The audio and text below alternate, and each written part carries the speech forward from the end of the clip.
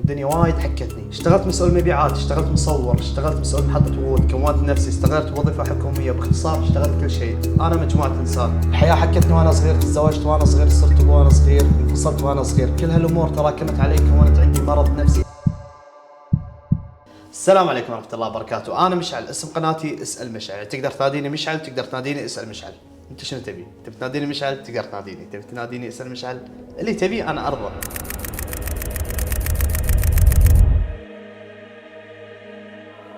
مواليد 24/8/1995، يعني عمري 27 سنة. ترتيبي بين اخواني الوسط، يعني في اكبر مني وفي اصغر مني، فاذا انا كنت اكبر منك اعتبرني اخوك كبير، اذا انا كنت اصغر منك اعتبرني اخوك الصغير. تخرجت من ثانوية بلد شهداء وكانت احلى 3 سنوات بحياتي، صارت معي كثير من مواقف وذكريات في هذه المرحلة الدراسية. وموقف من المواقف اللي صارت لي، كان عندي صديق طفولة اسمه محمد تقريبا كان نفس طولي، نفس جسمي، نفس الاطباع، نفس الشخصية، نفس التفكير، نفس كل شيء، لدرجة ان الناس عبال محمد اخوي ولا يقرب لي، لكن حمود بالواقع صديقي. في يوم من الايام قررنا نهرب من المدرسه بالفرصه او بالبريك، فحمود سبقني ونط من فوق سور المدرسه، فجاء دوري وصعدت، بس المشكله قبل لا انزل جنس تعلق بسور المدرسه وانشق. محمد بدل يساعدني وهو ضمن نفسه برا المدرسه، فقعد يضحك علي، واغلب طلاب المدرسه شافوا الموقف، طبعا طحت بموقف لا احسد عليه، فكملت الهروب ونزلت من السور وطرنا على طول بيت حمود، فاعطاني جزء من عنده وقعدنا نلعب سوني لين ما صار على انتهاء الدوام 5 دقائق. رجعنا عند باب المدرسه وانتهى اليوم. عبالكم انتهت القصه؟ ثاني يوم طلع الموقف منتشر بالمدرسه كلها، ومدير المدرسه عرف بالقصه ونادى اسامينا بالطابور وتعاقبنا قدام المدرسه كلها.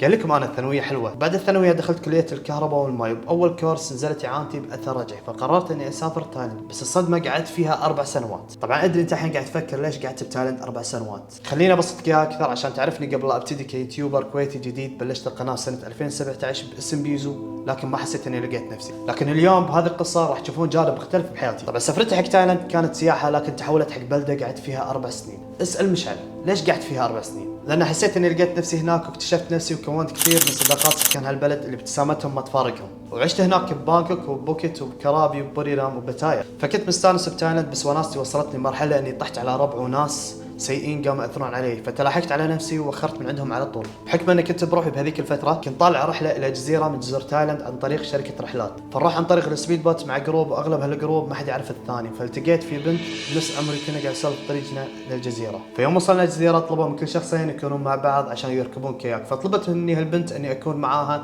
طلعنا واستمتعنا بالرحله. اسال مشعل ليش قاعد تقول هالقصه؟ الحين اجاوبكم. لان هالبنت صارت شريكة حياتي، وانفصلنا بعد زواج دام 2 سنين، بس هذا قرار كان مصيري وقدرت انا اني اسوي هالشيء. والله رزقني ببنت اسمها ماريا عمرها 7 سنوات، اللي خلتني احب الدنيا واشوف الدنيا من منظور ثاني.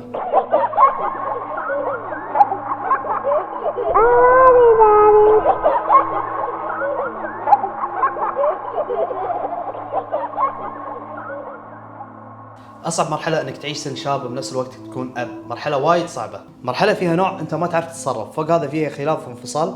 ادري قاعد تحطون وايد اسئله ببالكم، لكن تخيل انت مع هذا كله الضغط وتربيه البنت، اخوك الصغير يتوفى.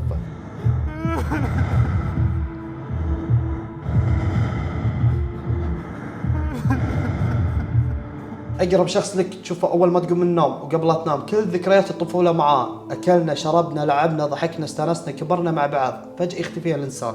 بعد وفاته مسؤولياتي زادت، وصار اعتماد البيت كله علي. ما اكذب عليكم الدنيا وايد حكتني، اشتغلت مسؤول مبيعات، اشتغلت مصور، اشتغلت مسؤول محطة وعود، كونت نفسي، اشتغلت وظيفة حكومية، باختصار اشتغلت كل شيء. انا مجموعة انسان، الحياة حكتني وانا صغير، تزوجت وانا صغير، صرت ابو وانا صغير، وانفصلت وانا صغير، كل هالامور تراكمت علي كونت عندي مرض نفسي اسمه البانيك اتاك، او بالعربي اضطراب الهلع. تخيل من اعراض هالمرض تحس انك قاعد تحتضر او بتموت وانت بالاساس ما فيك شيء، لكن الشعور بحد ذاته انك قاعد تحتضر يخرع اكثر بالموت نفسه، فالشعور كان شبه يوم يحوشني، زائد فيني اكتئاب حاد. فرجعت دكتور نفسي وصرف لي علاج استمرت فيه لمده سنه. ما اكذب عليكم اقول لكم تخطيت المرض بسرعه، لان اصعب شيء لما الانسان يحارب نفسه، هذا مرض نفسي، هذا شيء فيني ما حد يعرف نقاط ضعفي غيري. بس الحمد لله بعد ما سافرت وغيرت من حياتي وانشغلت بالامور اللي احبها، دخلت على الدكتور وقلت له يا دكتور بوقف العلاج. قال لي مشعل الامر راجع لك، بس ممكن يحوشك دروب تصير حالتك اصعب من قبل. بس كان حايشني شعور اني اقدر اتجاوز كل شيء، وهالمرض عباره عن وهم وانا ما فيني شيء، والحمد لله قدرت اتخطى هالمرض وافوز عليه. قاعد اقول لكم قصتي لان وايد ناس فيها امراض نفسيه، والمرض النفسي حاله حال اي مرض ثاني ممكن يحوش اي احد، فلا تخاف ولا تستحي انك تراجع عند دكتور نفسي. انا راجعت عند دكتور نفسي، وايد ناس اعرفهم راجعوا عند دكتور نفسي.